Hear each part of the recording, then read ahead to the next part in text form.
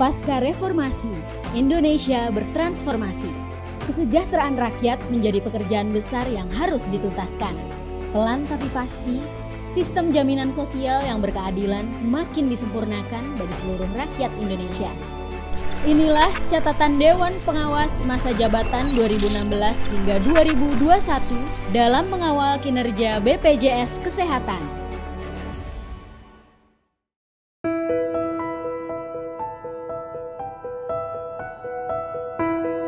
Undang-Undang 24 2011 bahwa BPJS Kesehatan adalah dewas dan direksi.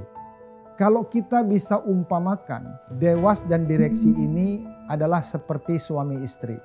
Ada kepala keluarga, ada ibu rumah tangga. Kondisi itulah yang membedakan karakteristik dewas dan direksi BPJS Kesehatan dengan badan usaha milik negara. Ini dilantik langsung oleh Presiden dan memang Presiden adalah atasan langsung kami. Nah, fungsi Dewan Pengawas di sini adalah memberikan saran, nasihat, pertimbangan kepada direksi atas segala macam kebijakan, hal-hal yang dikerjakan direksi di lapangan. Dengan melakukan upaya-upaya mengakses data, informasi, dan juga melakukan kunjungan lapangan ke daerah-daerah untuk melihat sejauh mana kebijakan-kebijakan yang dikerjakan oleh direksi BPJS Kesehatan ini sudah terlaksana dengan baik. Penetapan BPJS Kesehatan sebagai penyelenggara program jaminan kesehatan nasional melatar belakangi transformasi PT Askes menjadi BPJS Kesehatan. Proses transformasi kelembagaan menjadi salah satu sorotan utama Dewan Pengawas. Salah satunya aspek sumber daya manusia. Ketika bertransformasi ada beberapa hal yang menjadi catatan. Pertama adalah SDM, pola berpikirnya beda, dia lebih birokratif. Berarti struktur birokratifnya sangat kuat. Nah, ini menjadi badan hukum publik tentu harus memiliki wawasan yang luas. Bahwa saya bukan lagi birokrasi yang melayani dan dilayani, tapi dia lebih pur bahwa saya harus layani publik dengan baik. Kalau kita lihat masih di sana-sini ada teriakan, ada kekurangan, ini memang perlu perbaikan. Tapi kalau kita berpikir bahwa apakah ini sudah maksimal, ya secara individu, organisasi sudah maksimal. Perubahan terhadap kekurangan yang ada itu perlu inovasi, perlu sinergisitas, perlu dedikasi yang tinggi untuk mendorong. Jumlah peserta yang meningkat sangat signifikan harus dapat dilayani dengan baik oleh seluruh fasilitas kesehatan yang ada. Ketersediaan fasilitas pelayanan kesehatan menjadi tantangan. BPJS Kesehatan harus bergerak cepat, melakukan kerjasama dan menambah fasilitas kesehatan tingkat pertama, agar dapat melayani masyarakat seluruh Indonesia. Di dalam sistem JKN, peran fasilitas kesehatan tingkat pertama atau FKTP merupakan gatekeeper, penjaga gerbang layanan paling dekat dengan masyarakat. FKTP sebenarnya mampu menuntaskan penyakit-penyakit sesuai dengan kompetensinya, sehingga tidak selalu merujuk pasien atau peserta ke rumah sakit. Sebagai gatekeeper, peran FKTP tidak hanya bersifat kuratif atau pengobatan. Idealnya FKTP mampu menangani 144 penyakit.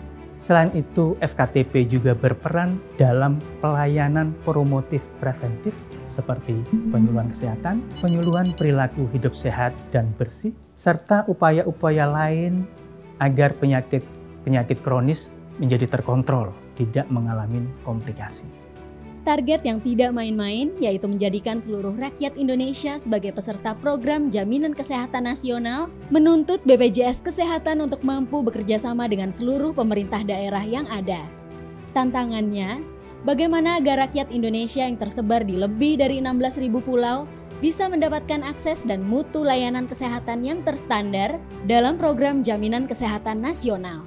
Pemda menjadi tulang punggung dalam implementasi program JKN. Pemda secara mandatori itu diberikan kewajiban untuk melaksanakan program strategis nasional.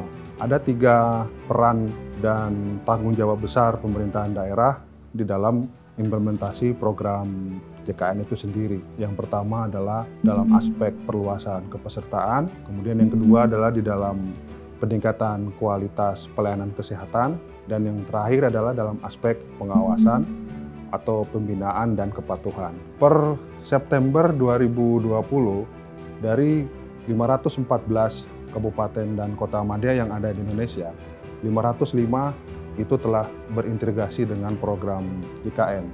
Secara umum, terdapat 4 provinsi dan 169 kota dan kabupaten yang penduduknya itu sudah di atas 95% menjadi peserta program JKN.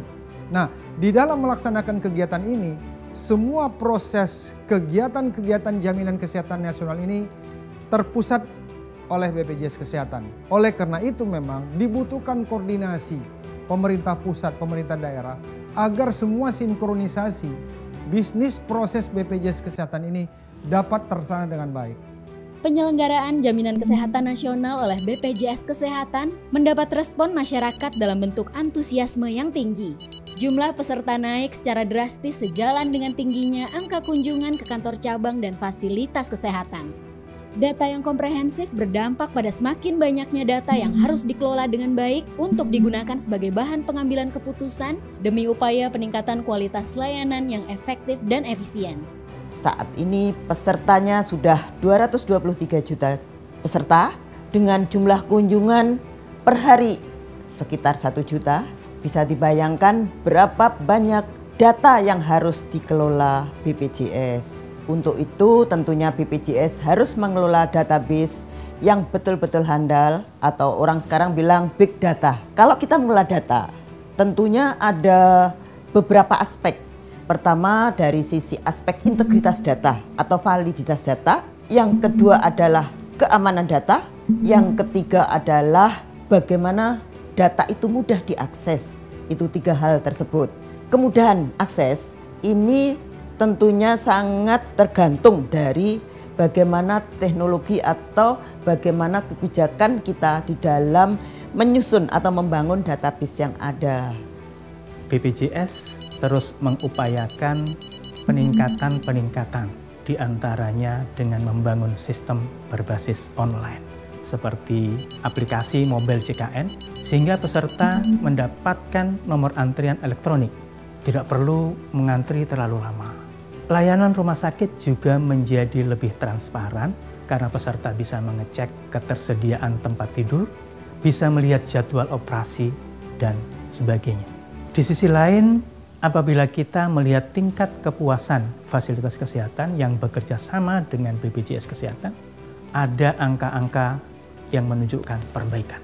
Penyelenggaraan Jaminan Kesehatan Nasional terbukti tidak mudah karena sepanjang perjalanannya BPJS Kesehatan terkendala dengan timpangnya pendapatan dan pembiayaan. Selama saya menjabat sebagai anggota Dewan Pengawas, rasio klaim BPJS Kesehatan selalu mengalami defisit. Dalam artian, klaim dari fasilitas kesehatan yang harus dibayar oleh BPJS selalu lebih besar dari pendapatan BPJS tersebut.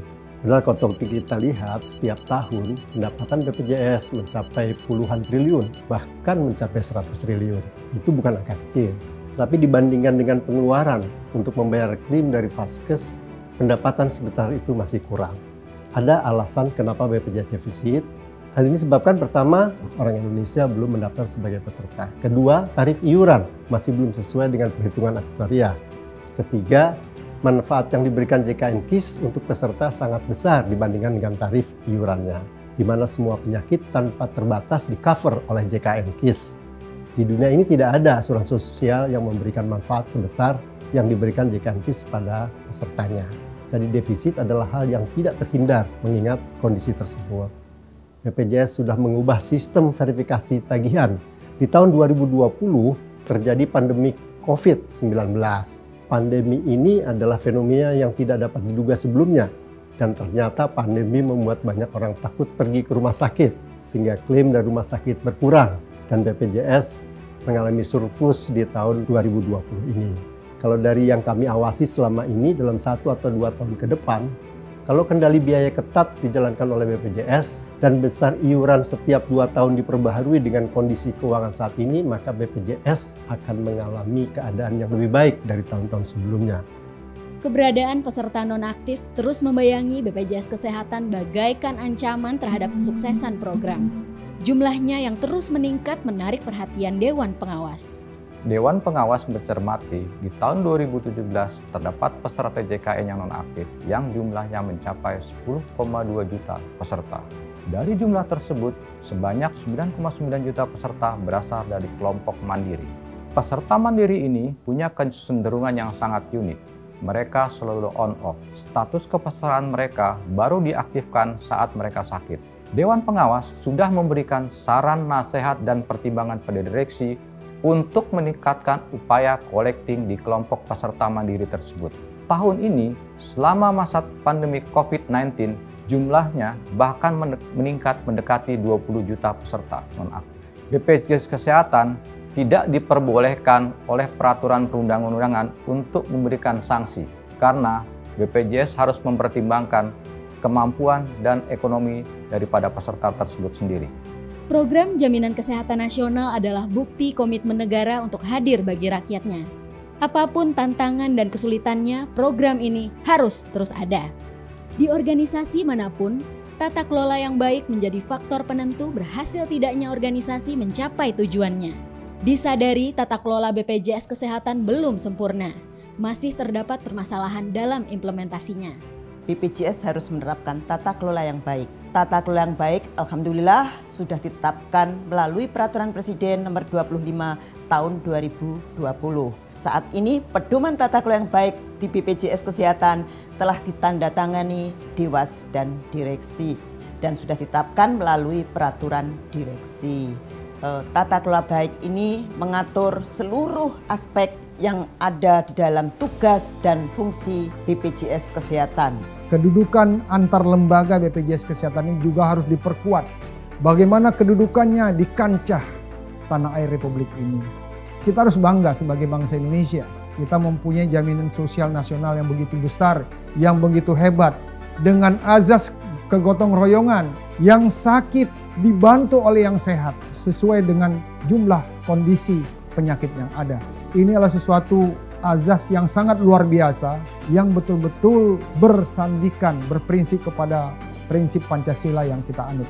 Jadi oleh karena itu, bagaimana BPJS ini menunjukkan negara hadir terhadap rakyatnya di dalam rangka melakukan upaya-upaya memberikan jaminan sosial nasional yang begitu komprehensif untuk seluruh bangsa Indonesia. 5 tahun Dewan Pengawas telah mengabdi. Masih banyak tantangan yang belum selesai dan harus dihadapi. Ke depan, pengawasan kebijakan BPJS Kesehatan dalam program Jaminan Kesehatan Nasional harus semakin kuat dan semakin komprehensif. Demi keberlangsungan program jaminan kesehatan yang lebih baik di masa mendatang.